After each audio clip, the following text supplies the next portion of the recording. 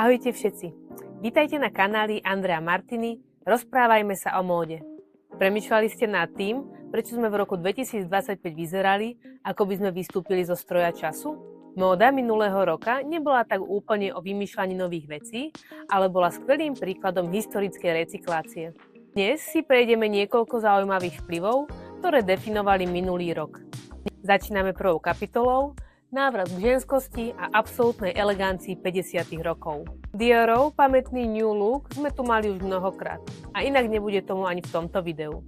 Predtým, ako Maria Grazia Chiuri na konci mája po 9 rokoch opustila módny dom Dior, oživila siluetu 50. rokov v haute couture kolekcii jar-leto 2025. Odkazy na New Look sa prirodzene začali objavovať aj v streetwear outfitoch. Teraz sa vráťme ešte trochu späť, na začiatok 20. storočia. Trend Old Money, ktorý sa v predošlých rokoch stal s hitom sociálnych sietí, sa v roku 2025 spojil s konceptom tichého luxusu. Základom pre tento štýl sú nadčasové strihy, minimum brandingu a kvalitné materiály. Teraz však prichádza niečo uvoľnenejšie. Slobodomyselné 70. roky. Výrazný návrat zaznamenali napríklad Penny Lane kabátiky s kožušinkovým lemom. Je to ten pravý bohemian spirit, ktorý nám častokrát v modernej dobe chýba.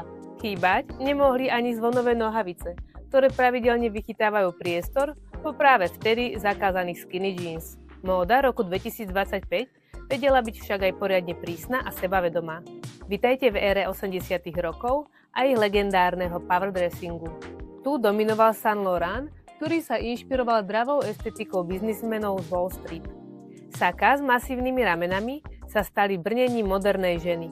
Prichádzame k poslednej veľkej vlne, ktorú miluje najmä generácia Z. To je trend Y2K.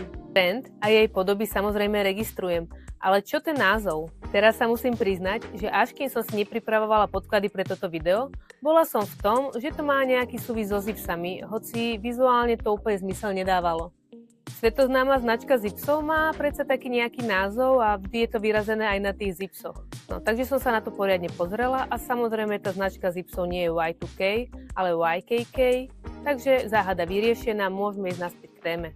V skutočnosti je názov Y2K skratkou pre rok 2000, kde Y zastupuje anglické slovo year a 2K predstavuje matematický zápis 2 krát kilo, respektíve 1000, čo odkazuje na prelom tisícročí. Je tam ešte nejaký súvis s informatikou, ale do toho sa nejdem púšťať už vôbec. Ale teda naspäť k móde.